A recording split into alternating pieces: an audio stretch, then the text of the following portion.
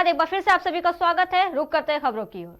सोनभद्र में 11.5 साल पहले चिकड़ा जंगल में हुए पुलिस नक्सली मुठभेड़ के दौरान पकड़े गए नक्सली लाल व्रत कोल के पास से प्रतिबंधित असलाह बरामद होने के मामले में शुक्रवार को सुनवाई करते हुए अपर सत्र न्यायाधीश प्रथम एहसानुल्लाह खां की अदालत ने दोष सिद्ध पाकर दोषी नक्सली लाल व्रत कोल को आजीवन कारावास और 30,000 रुपए अर्थदंड की सजा सुनाई। अर्थदंड न देने पर 2 वर्ष की अतिरिक्त कैदी भुगतान करनी होगी। आज लाल व्रत कोल को 7/27 ब्रैकेट 2 आयुध अधिनियम प्रतिबंधित हथियार पकड़ा गया था। पुलिस मुठभेड़ दिखाई गई थी, उसमें इनको आजीवन कारावास हुई है और 3-3 साल की और भी धाराओं में सजा हुई है। सबसे बड़ी बात यह है कि आजीवन कारावास से दंडित किए गए। दूसरी बात, ये मुकदमा 2012 का है और आज हमारे प्रथम अपर सत्र न्यायाधीश श्री एहसानुल्लाह खान साहब की अदालत से फैसला हुआ है। इसके खिलाफ हम हाई कोर्ट जाएंगे और इनके ऊपर जो आरोप है वो ये पुलिस का कहना है कि लाल व्रत कोल सोनभद्र सोनांचल के जनक हैं और मुन्ना विश्वकर्मा अजीत कोल ये जोनल कमांडर रहे हैं, ये पुलिस का कहना है। लेकिन एक बात, अभी जो जिनको सजा हुई इन लोगों ने कहा कि पुलिस हमको बुला करके लाई आत्मसमर्पण कराने के लिए, सरकार से इन लोगों ने बात किया था और इन्हें आत्मसमर्पण न करा के प्रतिबंधित हथियार दे करके इनके ऊपर जो दिया गया उसी में आज आजीवन कारावास। जो लोग मुख्य धारा में खुद अपने से चलकर फरियाद लेकर आए उनके खिलाफ यह एक साजिश की गई। इसकी अगर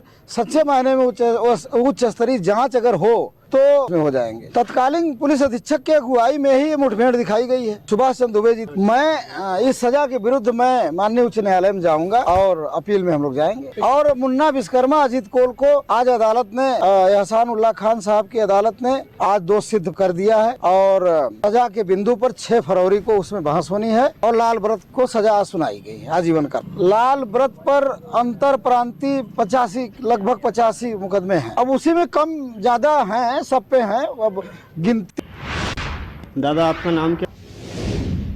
बढ़ते अगली खबर की ओर, जहां रेत माफियाओं ने छिपानेर घाट पर मचा रखी है अत्याचारी। वहीं दमोह जिले से आने वाले परिक्रमावासी को रेत की ट्रॉली ने 2 लोगों को किया घायल। खनिज विभाग की बड़ी लापरवाही दिख रही है। पुलिस द्वारा ट्रैक्टर ट्रॉली और ड्राइवर पर कोई कार्रवाई नहीं की गई है। दादा, आपका नाम क्या है? रूप सिंह। रूप सिंह, कहाँ के रहने वालों? दमोह जिला के। अच्छा, ये आपके साथ कैसा हुआ ये? हम चाय पी रहे थे जी। चाय, एक होटल वाले ने चाय को बुलाया, आ गया, चाय पी रहे थे रोड छोड़ के पट्टी से।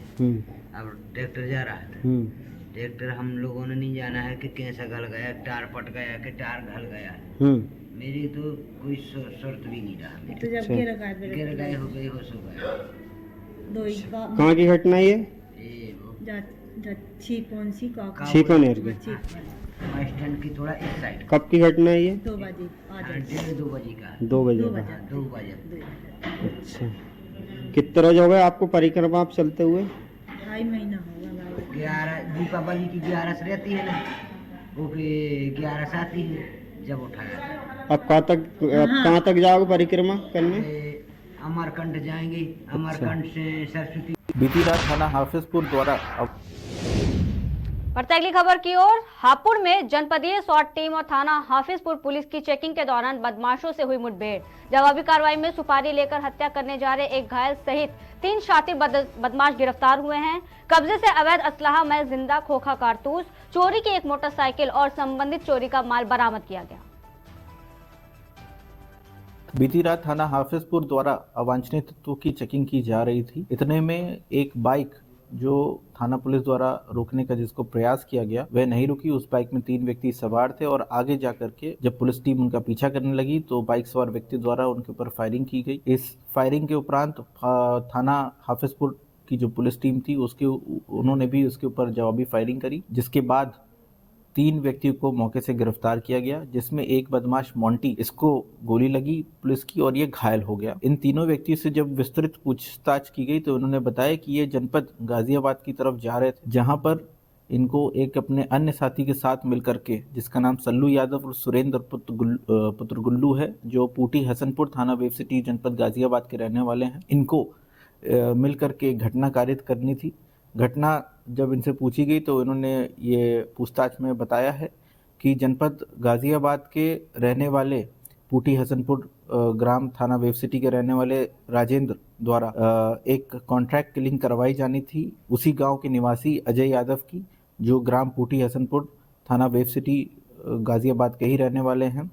इन्होंने पूरी घटना का उल्लेख करते हुए ये भी बताया कि राजेंद्र के एक भाई हैं सत्येंद्र यादव, जिन्होंने एक ज़मीन की डील करी थी अजय यादव नाम के व्यक्ति के साथ। अजय यादव द्वारा छल कपट किया गया और जो ज़मीन के पैसे थे वो अभी तक इनको नहीं दिए गए थे। इसी बात की रंजिश मानते हुए राजेंद्र ने अपने दोस्त सुरेंद्र को संपर्क किया और उसके थ्रू एक और व्यक्ति पुष्पेंद्र को संपर्क करके जो घायल बदमाश है मोंटी से संपर्क साधा और मोंटी को 20 लाख रुपए की पेशगी की और बोला कि 20 लाख रुपए आपको दिए जाएंगे यदि आप अजय यादव की हत्या करते हैं, और 10 लाख रुपए हत्या करने से पहले और 10 लाख रुपए हत्या करने के बाद इनको दिए जाने थे।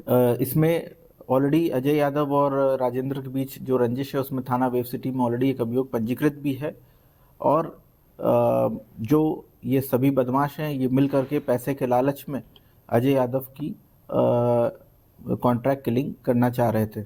इसमें मौके से हमें एक चोरी की मोटरसाइकिल, लगभग 3 अवैध असला बरामद है, कुछ नकदी बरामद है और एक चोरी का फ़ोन।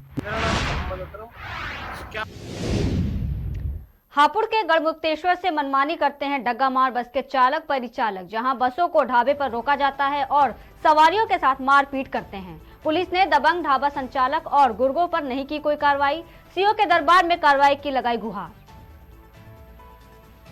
मेरा नाम मोहम्मद अकरम। तो क्या हुआ आपके साथ में? मेरा भतीजा डासना फ्लाईओवर के नीचे से बस में बैठा, उसने कहा मैं गढ़ चौराहे पर उतारूंगा, लेकिन गढ़ चौराहे पर ना उतार के वो होटल पर रोक दिया। भतीजे के साथ गाली गलौज बदतमीजी करने लगा कंडक्टर ड्राइवर। जब भतीजे ने ऑब्जेक्शन उठाया तो भज्जू फैजान उस भज्जू उससे बदतमीजी करने लगा, बोला मैं सामने बदरके का रहने वाला हूँ, जो तेरा हिमायती हो बुला ला। कंडक्टर बोला मैं अठसैनी का रहने वाला हूँ, जो भी हिमायती होगा उसे देख लूँगा और जिसे चाहे उसे फ़ोन कर ले। भतीजे ने मुझे फ़ोन करा, मैं भतीजे को लेने गया, मैंने नॉर्मली बात करी, मेरे साथ भी जाते ही गाली गलौज करनी शुरू कर दी और फज्जू ने 10-12 लोगों को इशारा करा मेरी तरफ और भतीजे की तरफ मारपीट करानी शुरू कर दी, जिससे मेरी नाक की हड्डी में फ्रैक्चर आया है और मेरी कमर में भी काफ़ी चोट है। मुझे ज़मीन पर डाल के लात घूंसों से मारा गया, पलटों से मारा गया, जो कि होटल संचालक के गुर्गे थे उन्होंने और उसके गाड़ी के कंडक्टर ड्राइवरों ने मेरे साथ बहुत ज़्यादा बदतमीजी मारपीट करी, लात घूंसे बजाए और 2-3 गाड़ियों के कंडक्टर ड्राइवर। तो अब आप कहाँ पर पहुँचे? मैं थाना पहुंचा, थाने में मेरी जो एप्लीकेशन दी वहाँ उन लोगों को छोड़ दिया गया। उसके बाद मैं अब सीओ ऑफिस पहुंचा, सीओ साहब के यहाँ मैंने एप्लीकेशन दी है। अब आगे मैं चाहता हूँ कि सीओ साहब के यहाँ